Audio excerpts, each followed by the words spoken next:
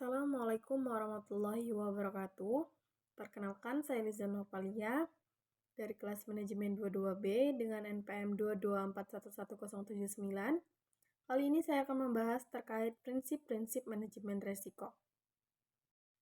Baik, yang pertama terkait resiko. Pengertian dari resiko atau definisi dari resiko.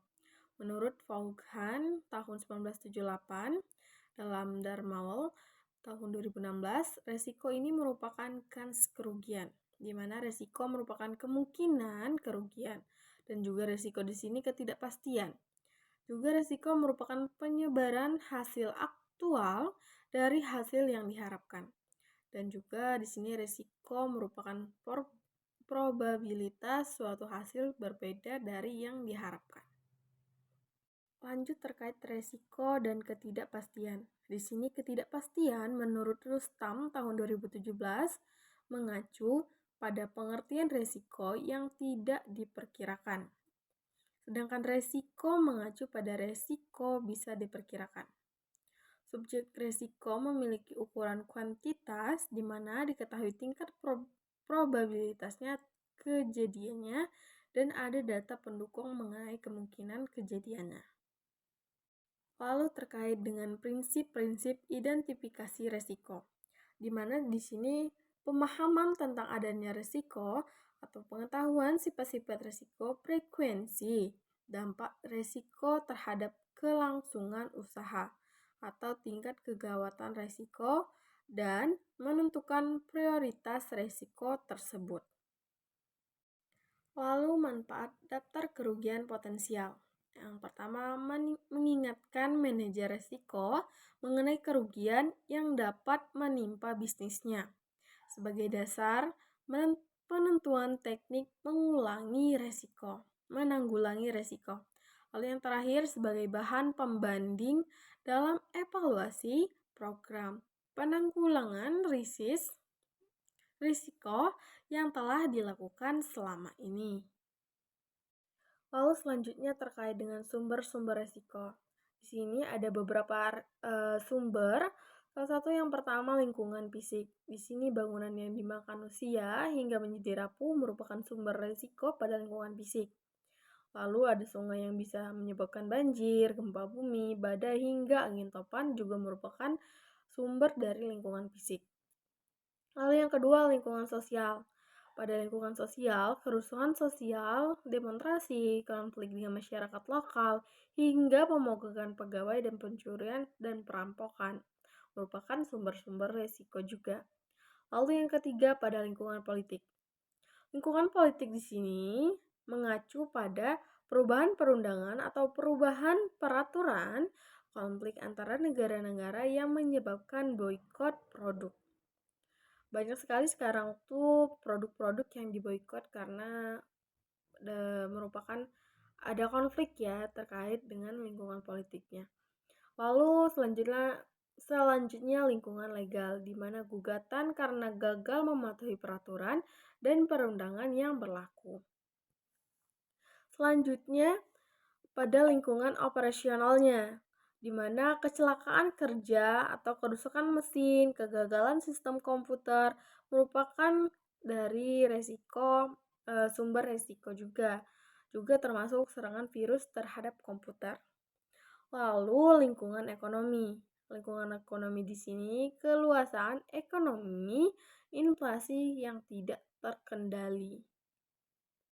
Adapun klasifikasi kerugian resiko, yang pertama ada property losses atau kerugian hak milik, di mana kerugian langsung yang berhubungan dengan kehilangan harta atau kerugian tak langsung yang berhubungan dengan biaya untuk membersihkan harta yang rusak atau kerugian pendapatan akibat tidak berfungsinya harta yang rusak. Lalu yang kedua ada liabilitas losses atau kerugian karena adanya kewajiban mengganti kerugian pihak lain. Contohnya, biaya perawatan konsumen yang keracunan produk. Lalu yang ketiga ada personal losses, di mana kerugian personalia atau misal contohnya merupakan kerugian karena wafat, kecelakaan, cacat, dan juga manajer atau stafnya perusahaan. Seperti itu. Dan selanjutnya ada metode identifikasi risiko. Yang pertama metode questionnaire dengan responden yang luas. Lalu banyak sekali metode identifikasi risiko seperti yang sudah saya jabarkan, ada metode financial statement, metode flow chart, metode inventation, dan lainnya seperti interaction dan statistics. Selanjutnya terkait dengan 6 tipe resiko yang penting.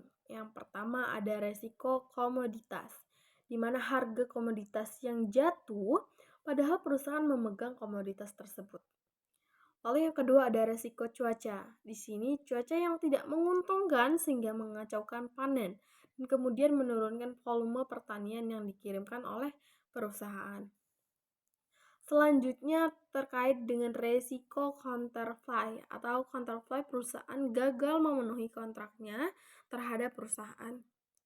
Selanjutnya resiko lingkungan, di mana perusahaan menghadapi tuntutan hukum karena perusahaan dituduh merusak atau merusak lingkungan. Selanjutnya resiko persediaan. Di sini persediaan yang dipegang mengalami kerusakan. Lalu resiko kredit atau counterfeit gagal bayar kepada perusahaan. Selanjutnya mengukur resiko. Yang pertama resiko pasar.